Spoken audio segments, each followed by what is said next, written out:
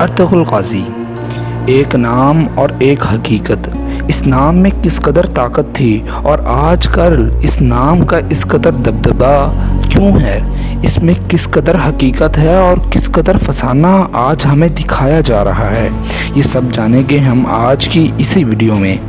Video کو شروع کرنے سے پہلے آپ کو ایک بات بتاتے چلیں کہ تاریخ جتنی زیادہ پرانی ہوتی ہے اتنی ہی زیادہ مدغم ہوتی ہے۔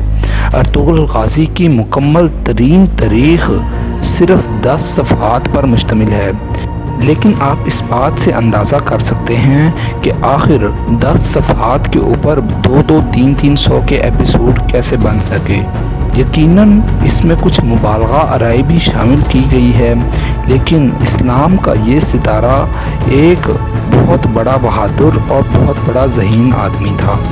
اس شخص نے اپنی کامیابی کے جوہر اور اپنا لوہا منوایا ہے، جس کی وجہ سے تاریخ اسے اب تک یاد رکھے ہوئے ہے۔ آج ہم اسی شخص کے بارے میں تذکرہ کریں گے اور اس کی کامیابی، ناکامیاں اور اس کی زندگی کی جدوجہد کی جانب ایک نظر ڈالیں گے۔ میں ہوں آپ کا ہوسٹ سعد اشرف اور آپ دیکھ رہے ہیں دی ورلڈ۔ مزید ایسی ہی اچھی ویڈیوز دیکھنے کے لیے ہمارے چینل کو ضرور سبسکرائب کیجیے تاکہ آپ کو طاقت ملتی رہے، کیونکہ علم طاقت ہوتی ہے۔ ارطغرل غازی شروع سے ہی تیر کمان، تلوار بازی اور نیزہ چلانے کا شوقین تھا۔ اس نے شروع سے ہی شکار کو اپنی عادت بنا لیا اور یہ روزانہ کی بنیاد پر شکار کھیلنے اپنے دوستوں کے ساتھ جایا کرتا تھا۔ بہادری اس کا ورثہ تھی اور ذہانت اس کو خدا کی طرف سے تحفے میں دی گئی تھی۔ جب اس نے اپنے لڑکپن میں قدم رکھا تو اس کا باپ سلمان شاہ اس کے قبیلے یعنی کائی قبیلے کا سردار تھا۔ سلمان شاہ 12 بھائی تھے، جن کے ذریعے 12 قبائل آگے مزید آباد ہوئے، اور اس کے بھائی کی قبیلوں کے اوپر منگولوں نے ترکمانستان پر حملہ کیا تو بہت سے ترک قبائل ایشیائے کوچک کی جانب روانہ ہو گئے، جبکہ ارطغرل غازی کے قبیلے یعنی کائی نے شام کے قریب پڑاؤ ڈالا۔ یہ ٹھکانہ ان کا مستقل مسکن یا رہائش گاہ نہ تھی، اس کے لیے ضروری تھا کہ وہ کوئی اور ٹھکانہ یا رہائش گاہ ڈھونڈیں یا تلاش کریں جہاں وہ ہجرت کر سکتے ہوں۔ اس کے لیے ارطغرل غازی کے باپ سلمان شاہ نے اسے سلطان صلاح الدین ایوبی کے جانشین اور پوتے العزیز کی جانب بھیجا۔ العزیز کے وقت میں اس وقت سلطنت کچھ زیادہ مضبوط نہ تھی جس طرح صلاح الدین ایوبی چھوڑ کر گیا تھا۔ اسے صلیبیوں سے بھی حملے کا خطرہ تھا، چنانچہ اس نے ایک ایسی سکیم اپنائی کہ وہ دونوں طرف سے بچ سکے۔ اس نے کائی قبیلے کو قسطنطنیہ کے قریب ایک چھوٹا سا علاقہ مہیا کر دیا۔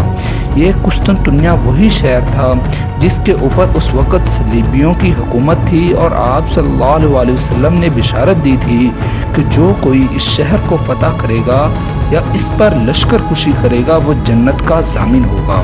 اور اسی شہر کو بعد میں ارطغرل غازی کی نسل میں سے سلطان محمد فاتح نے فتح کیا اور اسی وجہ سے فاتح کا اعزاز بھی حاصل کیا۔ بہرحال یہاں پر آباد ہونے کے بعد ان کا یہ علاقہ صلیبیوں کے سرحد سے ملتا تھا۔ یہاں پر آباد ہونے کا مطلب صلیبیوں کی جانب سے ہر وقت خطرہ اور موت کی دعوت تھا۔ صلیبیوں نے کائی قبیلے کے اوپر حملہ بھی کر دیا۔ اس حملے کی داستان بھی بڑی دلچسپ ہے۔ دراصل ہوا کچھ اس طرح کہ ایک دن ارطغرل غازی معمول کے مطابق جنگل میں شکار کھیل رہا تھا کہ ارطغرل غازی اور اس کے دوستوں نے جنگل میں ایک چھوٹا سا عیسائی فوج کا دستہ دیکھا جو چند لوگوں کو قیدی بنا کر اپنے ساتھ لے جا رہا تھا۔ ارطغرل غازی نے عیسائیوں کے اوپر حملہ کر دیا اور ان مسلمان قیدیوں کو بچا لیا۔ یہ قیدی مسلمان سردار علاؤالدین سلجوق تھے اور ان کے ساتھ اس کی بیٹی حلیمہ اور ایک شہزادہ شہیر بھی تھا۔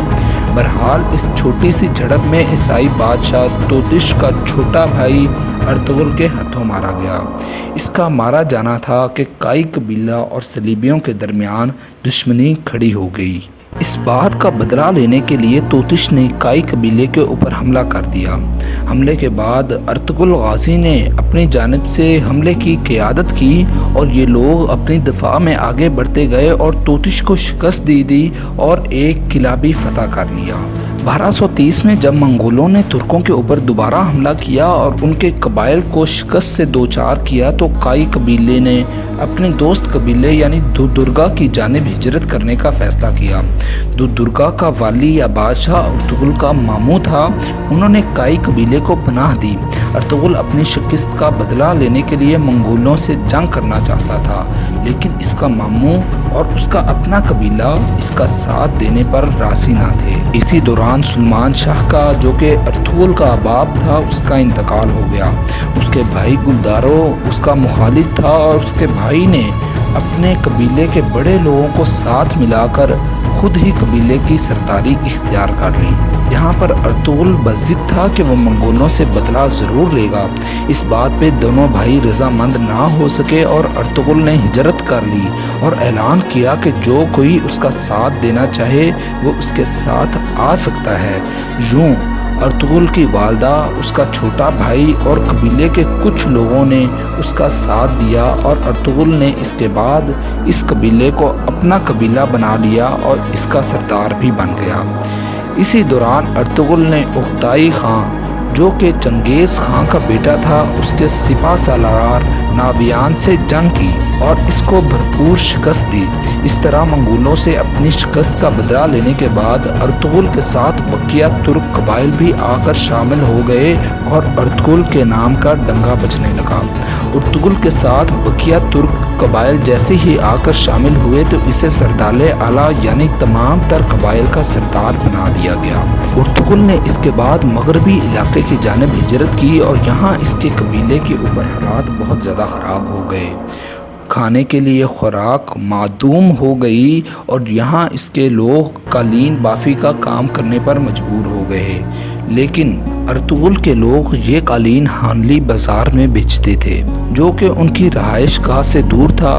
ایک دن تجارت کی غرض سے یہ لوگ قالین لیے ہانلی بازار کی جانب سرگرداں تھے کہ ایک اور قبیلے جو کہ ان کا مخالف تھا، اس کے سردار اورال نے ان کے اوپر حملہ کر دیا اور اورال نے ان کے قالین جلا دیے اور ان کے فوجیوں کو قتل کر دیا۔ لیکن بعد میں اسی سردار کو ارطغرل نے قتل بھی کر دیا اور اس کی بہن کو ارطغرل نے قبیلے کا سردار بنا دیا۔ آپ کو ایک مزے کی بات بتاتے چلیں کہ ہانلی بازار جہاں پر ارطغرل کے لوگ خرید و فروخت کے لیے جاتے تھے، وہ آج تک ترکی میں جوں کا توں موجود ہے۔ اگر آپ سیاحت کے شوقین ہیں تو آپ ضرور اس بازار کو وزٹ کر سکتے ہیں۔ بہرحال اسی دوران ارطغرل نے ایک صلیبی قلعہ کاراچائی بھی فتح کر لیا۔ قلعے کے سردار حارث تھا، جو کہ جان بچا کر وہاں سے بھاگ نکلا، لیکن بعد ازاں اس نے اسلام قبول کر لیا۔ یہاں پر آپ کو بتاتے چلیں کہ ارطغرل ابھی تک سلجوقی سلطنت کے زیر اثر ہی تھا اور ان کے لیے ہی کام کر رہا تھا۔ چنانچہ قلعہ فتح کرنے کے بعد سلجوق سلطنت کے پرچم ہی لہرائے گئے۔ 1237 میں ایک بکھوڑے اور غدار یعنی سعد الدین کوپیک نے سازش کر کے سلجوقی سلطنت کے سردار یا بادشاہ کو قتل کر دیا اور اس کا الزام ارطغرل پر ڈال دیا گیا۔ ارطغرل کو اس الزام کی وجہ سے جیل یعنی قید خانے میں بھی جانا پڑا اور اسی وجہ سے اس سے سرداری بھی چھین لی گئی اور اسی طرح سعد الدین کوپیک یعنی وہی غدار سلطنت کے اوپر قابض ہو گیا۔ مگر بعد ازاں نئے بننے والے سلطان غیاث الدین نے جب اس حقیقت کا پتہ چلایا تو اس نے ارطغرل کو آزاد کر کے دوبارہ سردار اعلیٰ بنا دیا اور اس کے بعد اس نے ارطغرل کو ذمہ داری سونپی کہ وہ اس غدار اور باغی یعنی سعد الدین کوپیک کو اپنے انجام تک پہنچائے اور ارطغرل نے پھر اسے قتل کر ڈالا۔ اس کے بعد ارطغرل نے اپنا پرانا علاقہ چھوڑ دیا اور سلجوقی سلطان نے ارطغرل سے خوش ہو کر اس کی بہادری کی وجہ سے ایک علاقہ جسے سغوٹ کہا جاتا ہے تحفے میں دیا۔ ارطغرل نے اس علاقے کی جانب ہجرت کی اور یہاں آ کر آباد ہو گیا۔ یہاں تک تو تھی ایک کہانی جس میں ابھی تک ارطغرل کا عروج اور چند چھوٹی موٹی جنگیں ارطغرل کی زندگی کا حصہ رہی، لیکن اس کے بعد دوبارہ سے منگولوں کے ساتھ جنگ، صلیبیوں کے ساتھ جنگ، اور سلجوق جو کہ اس کے اپنے دوست تھے اس کے مخالف ہو گئے اور اس کو تینوں محاذوں پر اپنی کارروائی جاری رکھنا پڑی۔ ان تمام سوالات کے جواب ملتے ہیں ارطغرل کی زندگی کے دوسرے حصے میں۔ ارطغرل سگوٹ میں اپنی حکمرانی یعنی سرداری مکمل طور پر قائم کر چکا تھا، لیکن منگول جن کو اس نے شکست دی تھی ابھی تک اپنی شکست کا بدلہ بھولے نہیں تھے۔ چنانچہ منگولوں کے سردار اوکتائی خان نے دوبارہ سلجوقی سلطنت یعنی اناطولیہ پر حملہ کرنے کا فیصلہ کیا اور اس بار پھر اس نے نویان کو یہ ذمہ داری سونپی، لیکن نویان اور سلجوقیوں میں 2 سال کے لیے صلح کا معاہدہ ہو گیا اور سلطان غیاث الدین جو کہ سلجوقی سلطنت کا سردار تھا اس نے ارطغرل کو سفیر بنا کر اوکتائی خان کی جانب نویان کے ہمراہ بھیجا۔ جس دن اوکتائی خان اور ارطغرل کے درمیان صلح کے معاہدے کے اوپر دستخط ہونے تھے اسی دوران اوکتائی خان مارا گیا۔ اوکتائی خان کے مرنے کے بعد نویان نے اس کی تمام تر ذمہ داری ارطغرل کے اوپر ڈال دی۔ ارطغرل بمشکل اپنی جان بچا کر وہاں سے بھاگا۔ نویان نے اس کا تعاقب کیا لیکن اسے پکڑ نہ سکا۔ اس کے بعد نویان خان نے کیل خان کو جو کہ اوکتائی خان کا بیٹا یا جانشین تھا اسے اناطولیہ پر حملہ کرنے کے لیے تیار کیا اور اس کے نتیجے میں 26 جون 1243 میں کوسے ڈاگ کی جنگ لڑی گئی۔ یہ وہی تاریخی جنگ تھی جس میں منگولوں نے ان تمام ترک قبائل کو مکمل طور پر شکست سے دوچار کیا اور منگولوں کو تاریخی فتح حاصل ہوئی۔ لیکن اس بڑی جنگ کی شکست کے ساتھ ساتھ ارطغرل نے ایک چھوٹی سی فتح بھی اپنے نام کی۔ ہوا اس طرح کہ اوکتائی خان کی سلطنت اور نویان سے راہ فرار اختیار کرنے کے بعد ارطغرل جب اپنے قبیلے میں واپس آیا تو ایک اور سبیلی حملہ اس کی راہ کو تاک رہا تھا۔ ارطغرل نے اس جنگ کو جیتا اور اس حملے کے جنرل کو قتل کر دیا اور دوبارہ سے قلعہ پر قبضہ کر لیا۔ اسی دوران صلیبی سلطنت کا شہزادہ صلح کی درخواست لے کر آ پہنچا اور ارطغرل نے اسے قبول کر لیا اور خود سگوٹ روانہ ہو گیا۔ اب صلیبی خطرہ ایک بار ٹل چکا تھا، لیکن منگول جو کہ پورے طور پر اناطولیہ پر قابض ہو چکے تھے اب بہت بڑا خطرہ بن چکے تھے۔ ہلاکو خان اب ان کا بادشاہ بن چکا تھا۔ ارطغرل نے منگولوں کو ٹیکس ادا کرنے کا فیصلہ کیا اور بقیہ تمام تر ترک قبائل کی طرح ارطغرل نے بھی ٹیکس ادا کرتے ہوئے اپنی جان کی خلاصی پائی۔ ارطغرل ٹیکس تو ادا کر رہا تھا لیکن وہ ساتھ ہی ساتھ اندر اپنے اندر ایک لاوا بھی پکا رہا تھا۔ اس نے مصری سلطان قطب الدین بیبرسن اور چنگیز خان کے پوتے برقا خان کو ساتھ ملا لیا۔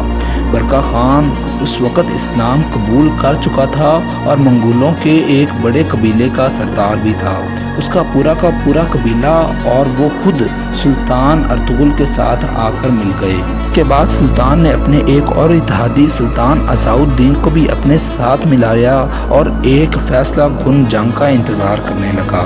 لیکن اسی دوران صلیبی باغیوں نے پھر سے سر اٹھانا شروع کر دیا اور جس قلعے کو ارطغرل نے پہلے ہی فتح کیا تھا اس کے اوپر صلیبیوں نے دوبارہ قبضہ کر لیا۔ اس وقت منگول اور صلیبی دونوں دشمن ہی تھے کہ سلجوقی وزیر نے بھی ارطغرل کے خلاف سازشیں کرنا شروع کر دی اور امرولو قبیلے کے ایک سردار کو سگوٹ بھیجا کہ تاکہ وہ ارطغرل کے قبیلے کو سگوٹ سے نکال کر خود سگوٹ کا حکمران بن جائے۔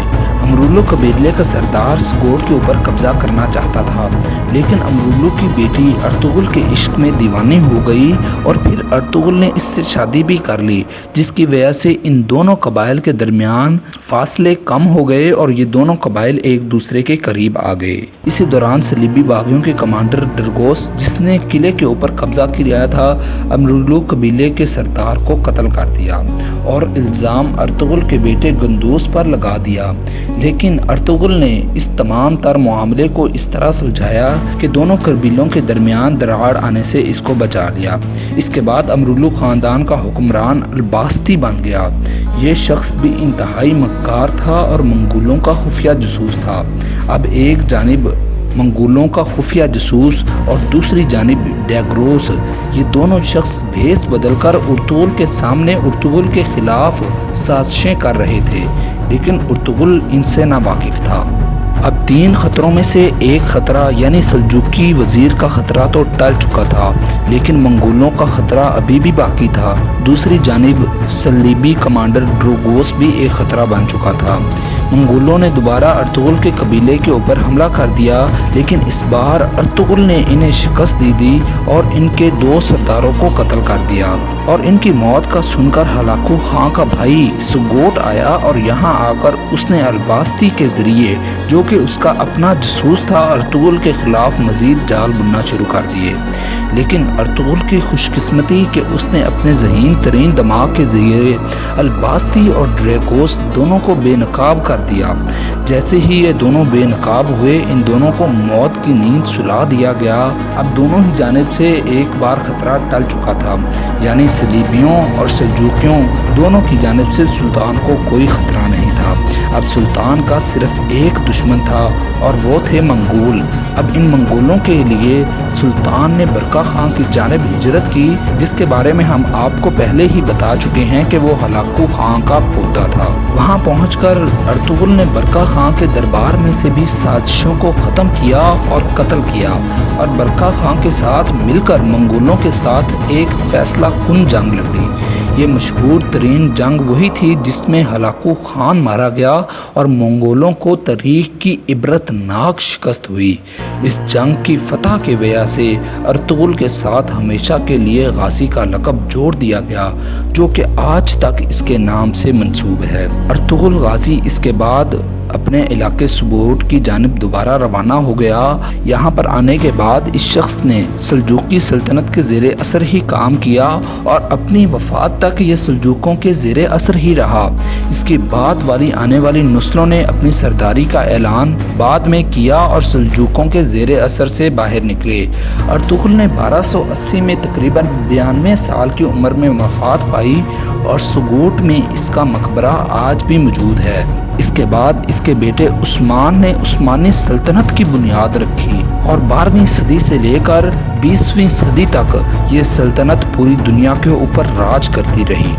تو یہ تو تھی کہانی ایک غازی کی جسے آج دنیا ارطغرل کے نام سے جانتی ہے، لیکن عالم اسلام میں اسی طرح کے کتنے غازی، کتنے فاتح اور کتنے شہید موجود ہیں جن کی کہانی سے آج کی دنیا ناواقف ہے، جن میں سلطان محمود غزنوی، محمد بن قاسم اور سلطان صلاح الدین ایوبی جیسے بڑے بڑے نام شامل ہیں۔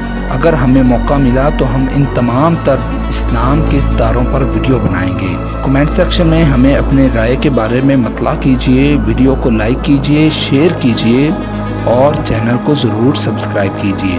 ملتے ہیں دی ورلڈ کے ایک نئے ایپیسوڈ میں، تب تک اپنا خیال رکھیے۔ والسلام۔